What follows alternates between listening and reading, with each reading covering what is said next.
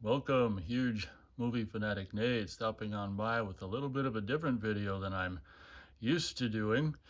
Some of you guys might be aware I'm a huge fan of In a Violent Nature, excited for the sequel coming out hopefully this year.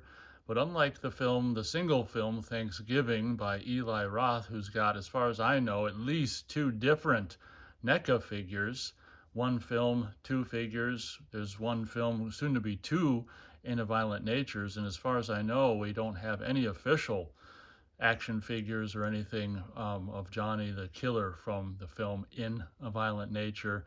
Just recently, Beth told me that a coworker of hers had a 3D printer and was willing to 3D print me up something. And I'm kind of like, what the hell? What would be the first thing I could ever want possibly 3D printed? It didn't take long for Johnny to pop into my head. Obviously, I wouldn't do anything Friday the 13th or Freddy or anything that's got a, plethora of figures and merchandise already. And I'm like, holy cow.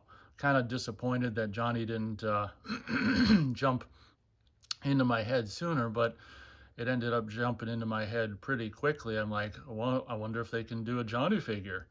And the coworker agreed and apparently tried. I don't know if they tried some full-size figures or something. They tried doing something smaller where the mask and stuff was smaller and things like the chain and maybe details on the mask would keep breaking. So then, they're like, well, what about a bust? And I was kind of thinking a bust anyway. So I'm like, yeah, let's try it for a bust. And I just can't even believe I know nothing about 3D printing or how this is even done.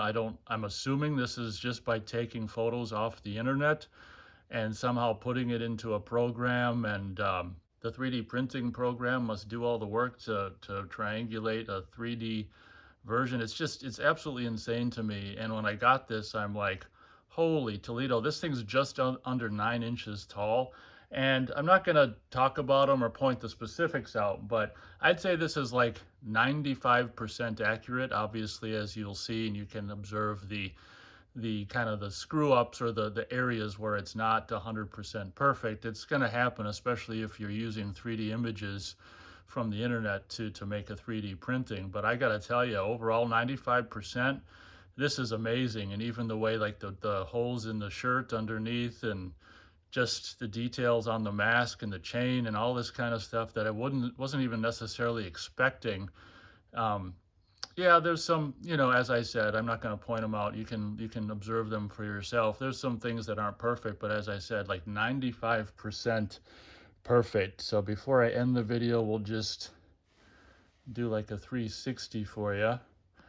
I was just amazed at, how it captures the actor's physique. You kind of got a chest here, and then the gut kind of bubbles out a little bit. When I saw this, the first thing was kind of like, God, it really makes me want to have this size, but the whole freaking thing. And, I don't know if I would, ask for that in the future, possibly not. This thing does kind of make me want to have like a full figure, but whether I decide to do that or not will yet to be determined. Like with the second movie coming out, fingers crossed that there's going to be some actual Johnny figurage. But I mean, even look at this.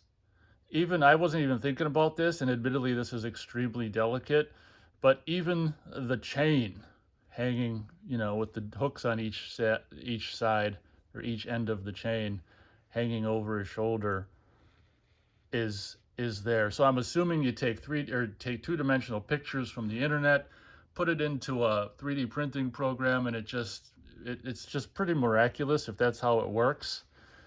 And it basically, yes, this is like, I wasn't going to point them out, but this is, I think, a point where, um, you know, the, I don't know anything about 3D printing, but that's, the things that aren't perfect about this, I'm not too, I'm not going to lose too much sleep over it. Just as I said, for me, 95% success. This thing is amazing, more or less. So, um, I wanted to stop on by and showcase that and just how amazingly well it did turn out. And before I end the video, I will bring up the part about, some of you may wonder, well, am I going to paint this? And I'm like, well, I'm not a big like model painter or anything along those lines. So my intention when I got this was kind of just to regard it as kind of like, you know, them statues that were, you know, made out of stone just thousands of years ago that have lost hands and arms and heads and all this kind of stuff.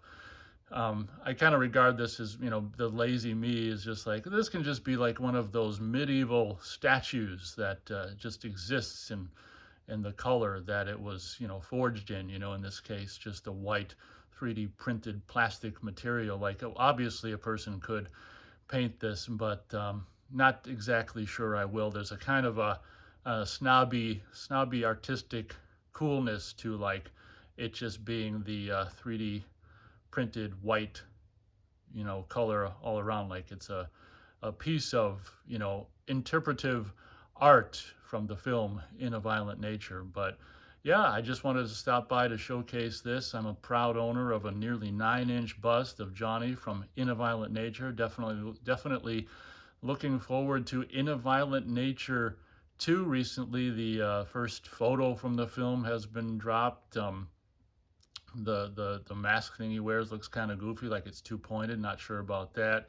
If you've seen the picture, you can see like on the what the hell would it be? His left side of the mask has kind of got a hole in it. Like I kind of rolled my eyes like Rob Zombie's Halloween 2 a little bit. Like, okay, we're already ripping holes in the Johnny, you know, hood or mask, whatever the hell you want to call it. But I'm still interested and excited for In a Violent Nature 2, and hopefully the release of that film, as I said, can garner some official In a Violent Nature figures and merchandise and stuff. But I guess that pretty much does it for this video. Thanks so much for watching. Hope you guys enjoyed, and as always, we'll catch you on the next video.